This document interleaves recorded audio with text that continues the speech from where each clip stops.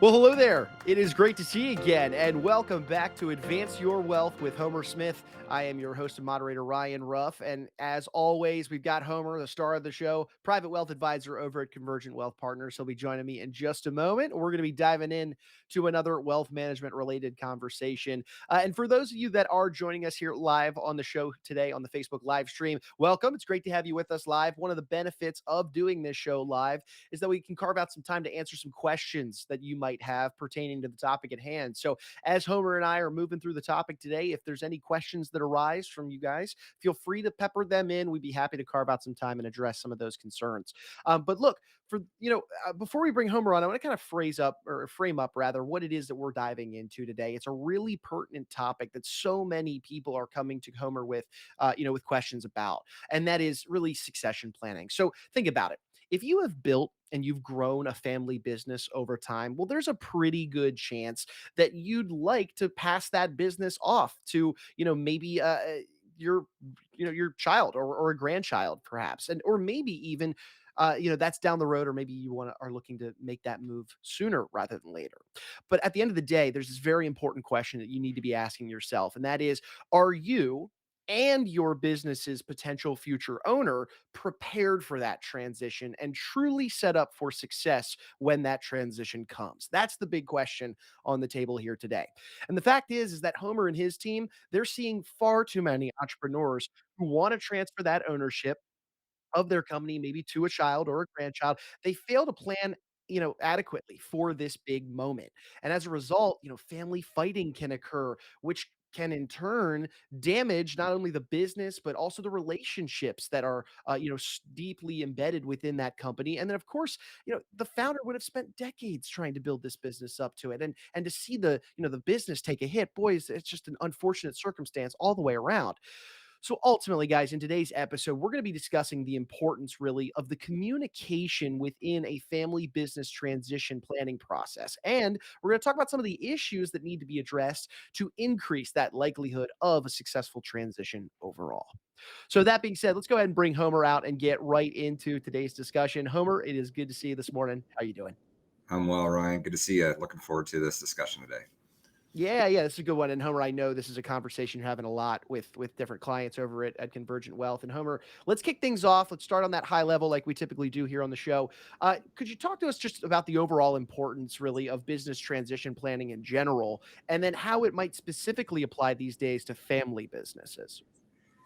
Yeah, I'll start, I think, at a high level talking about business transition in general. And some of these statistics we've talked about before that I think will still apply and do apply to a family business as well. But there are some challenging numbers out there. And what we found is that on any given year, for those businesses that are ready for a transition, and particularly those businesses that are ready to sell to an outside party and raise their hand and say, we're ready to go to market, only about 20 to 25% of those businesses are able to complete a transaction. Then of that, when surveyed, only about 12% of them say they were highly satisfied with the outcome of the sale. So if you put those two together, only about 2 to 3% of business owners who say they're ready and want to go to market end up highly satisfied with the result from that transaction. And when you dive into it, there's really two key reasons that we believe are the drivers for that lack of satisfaction.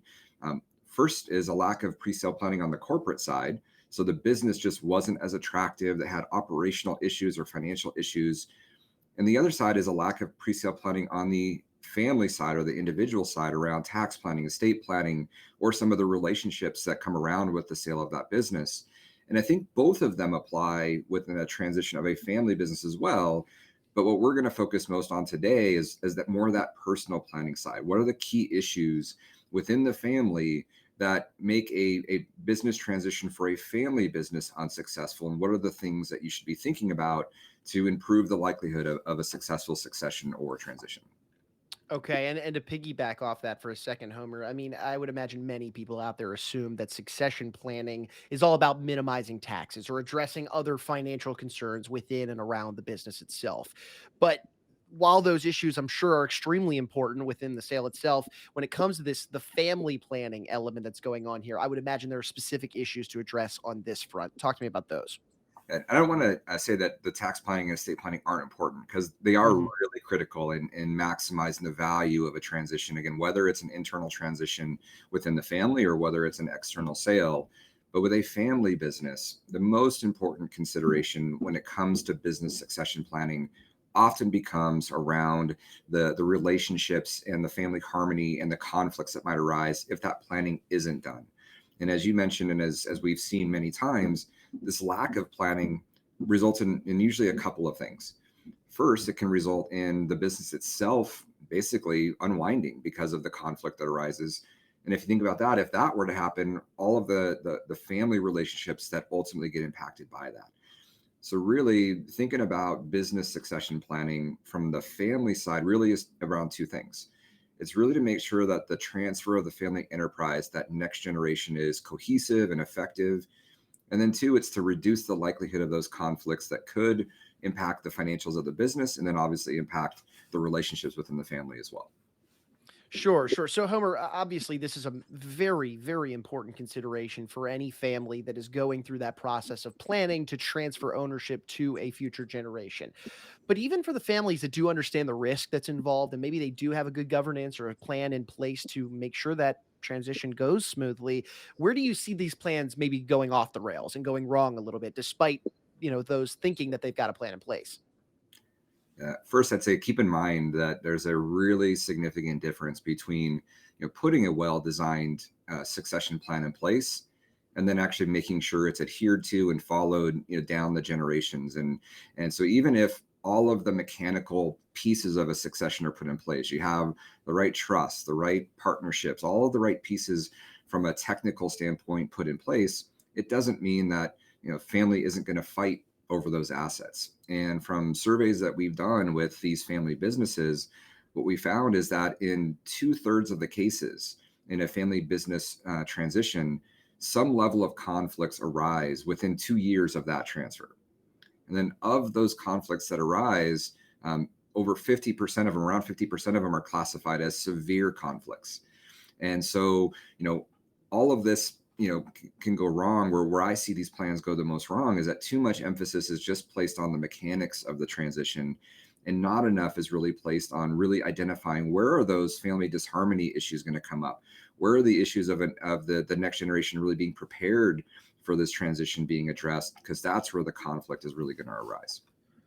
Roger that. So bottom lining it really, it sounds like there's a very clear and apparent, danger really within this process that families need to be understanding. And that is that family fighting is an issue that can and in most cases will occur 2/3 of the time you mentioned. So, I mean, that's gotta be a key focal area. Am I correct in saying that? Yeah, and the reality is, a lot of families, when you first talk to them, you say, "Well, how are the relationships between Mhm. everybody within the family?" And say, "Look, we're good. Everybody's gets along, and we're in good shape." But the reality is, even if you don't think that this could happen, the stats say something else. And to your point, 2/3 of the time, some level of conflict, and then half of those turn into severe conflicts. And these conflicts are really problematic, as we've already addressed. I mean, it's often disastrous to these family enterprises, because now we're talking about potentially multiple generations, and multiple generations that not only are working within the business but rely on the income and the success of that business as well. And so keep in mind too that disgruntled family members, no matter how good your governance structure is in place, can always file lawsuits. And so even if they're frivolous, even if they're not likely to succeed, the time, the energy, the resources that are dedicated to having to deal with that issue is just can by itself be disastrous within the family. And so, conflicts aren't always going to be avoidable, but the idea of doing a business succession plan and business transition plan is to try to identify where are those conflicts most likely to occur, to at least give you the best chance of mitigating some of that. And oftentimes we'll identify, look, we actually might need to bring in outside experts that specifically specialize in dealing with mediating family conflict. And so, even if we can identify that can happen, there's ways to help support that. So really, at the end of the day, while we can't guarantee conflicts won't arise, what we can do is at least give the family the best chance to identify where that might come from and put plans in place to try to mitigate that as much as possible.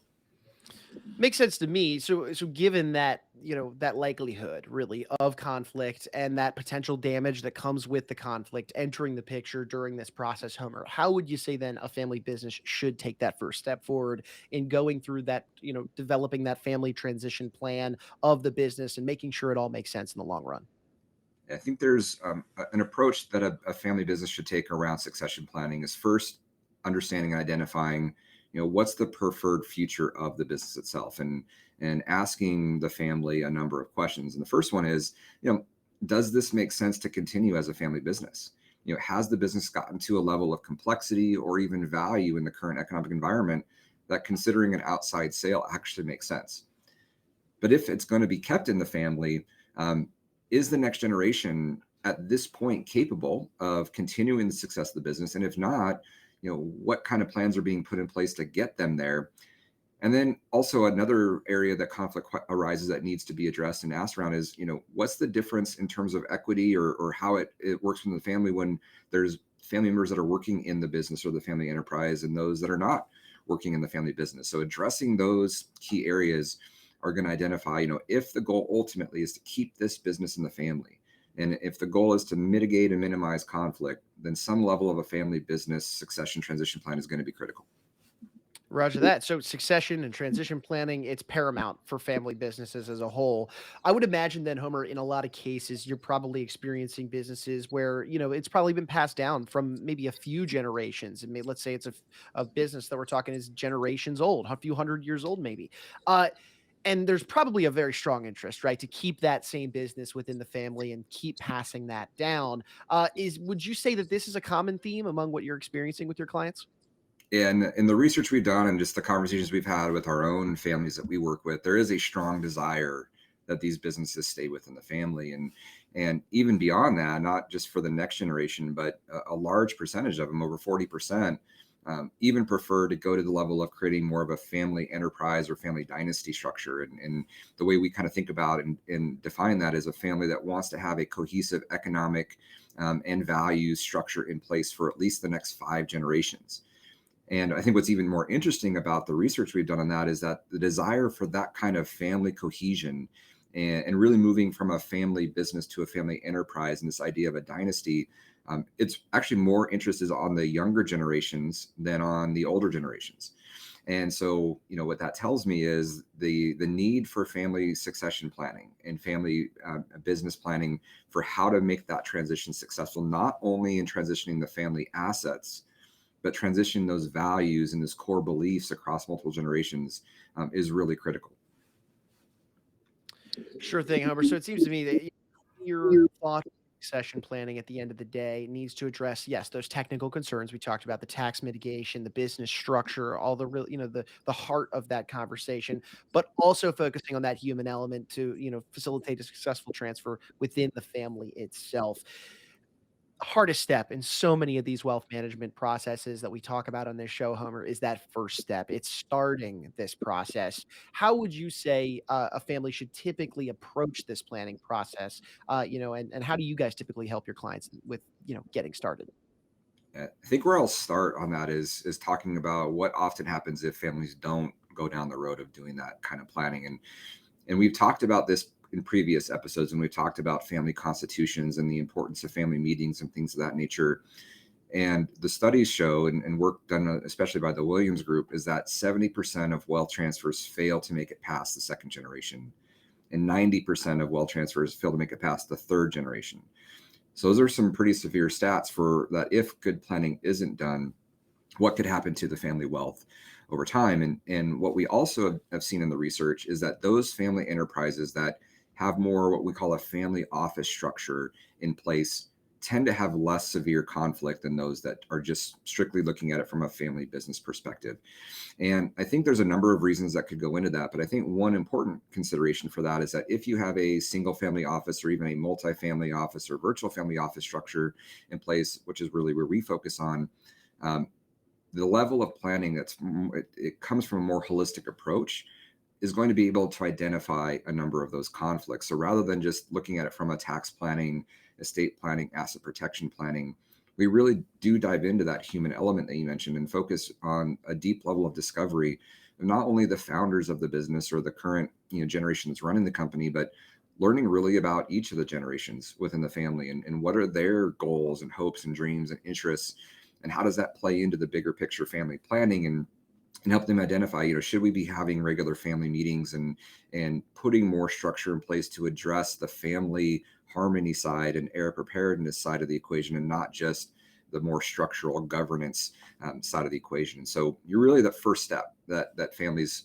take, that we work with, and it's another area that we've spoken about before, is this idea of a review of their overall financial picture, or what we term a stress test. And I think the importance of that is that in the surveys that we've done of wealthy family business owners, is that 90% of the time when a single family office or a family business has had a stress test completed, that severe issues, gaps, opportunities are identified. So even if you do have that family office structure in place, if it's not regularly reviewed, tax laws change, issues within the family change. If you're not regularly reviewing it and stress testing the overall structure, issues are going to ultimately bubble up. So having that stress testing process in place is going to be the first step. So, doing that doesn't guarantee, again, that we're going to avoid family conflicts, but the combination of putting a plan in place at the very least, so having some of that family office structure, putting that business succession planning in place, and then stress testing on a regular basis, is going to give you the best chance to reduce the likelihood of those severe conflicts coming up. Oh, no, there's a lot of great value out there for our audience in this conversation today. Yeah, we've spoken about stress testing a lot on this show. So for anybody out there, if you're looking for a more comprehensive overview of a stress test and get into the nuts and bolts of that, travel back in time, check out our show on the different platforms out there, and you'll be able to, uncover those episodes. But Homer, for those out there that are absorbing this information, maybe they've got a family business themselves, maybe they're thinking about that day when succession planning and that transition process is going to take effect in their life. And, they're hearing you and they're absorbing this idea of a stress test and why it's so valuable. I mean, that was a pretty staggering statistic that you mentioned. 90% of those, excuse me, single family business owners or single family offices going through this process, 90% of the stress tests were uncovering issues or opportunities within their existing plan. That's a staggering number. So for anybody out there that may be interested in going through a stress test process with you and your team, or even just opening up a dialogue in general to talk about succession planning, what would be the best way they could get in touch with you guys? Yeah, I think I'll start that by mentioning the idea that it happens in all the conversations we have with successful families and business owners that we work with, is that this process can be a little overwhelming. That the level of detail and the amount of areas in their life that have issues going on, it can be overwhelming to start the process because of the amount of perceived work it might take to get into that. And so what I'll say is, really, it doesn't have to be that way.